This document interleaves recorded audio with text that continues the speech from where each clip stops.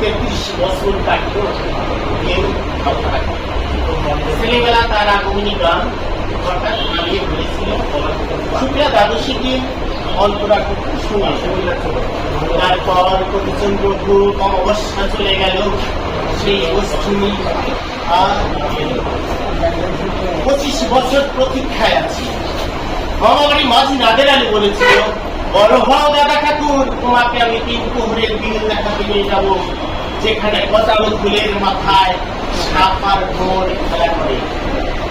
নাদের আলী, আমি কত বড় হব, আমার মাথা ঘুরে আকাশ স্পষ্ট করবে, তারপর তুমি আমায় 3 প্রহরের বিল দেখাবে? একটাও রয়্যাল বিল কিনতে পারি। লাঠি লজেন্স দেখিয়ে দেখিয়ে লস্কর বাড়ির ছেলেরা কত রকমের আমোদে হেসেছে, আমার দিকে খুলে উঠছে। বাবা আমার কাছেও বলেছিলেন, দেখিস একদিন আমরা বাবার একটি বন্ধু তাদের দেখা হয়ে গেছে।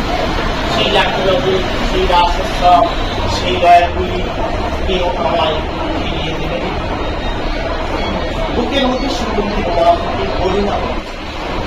যেদিন আমার সত্যিকারের ভালোবাসবে, সেদিন আমার বুকে ওরকম আগুনের বন্ধ।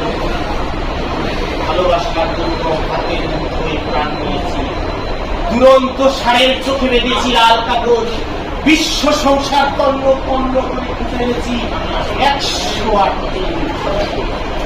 তবু কথা রাখিনি, কেউ কথা রাখিনি। 33 বছর কাটল, কেউ কথা রাখিনি।